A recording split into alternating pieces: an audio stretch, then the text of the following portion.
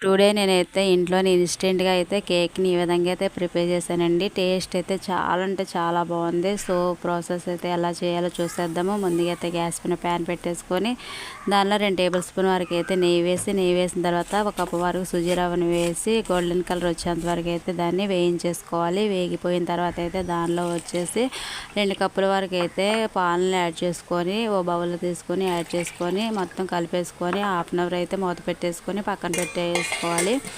Half an hour తర్వాత gas పైన pan పెట్టేసుకొని కప్ సుజీ రవ్వకి కప్పున్నర వరకు షుగర్ తీసేసుకొని కొంచెం అంటే కొంచెం వాటర్ అయితే వేసి అది సిక్కీగా వచ్చేంత వరకు అయితే దాన్ని ఉడికించేసుకోవాలండి.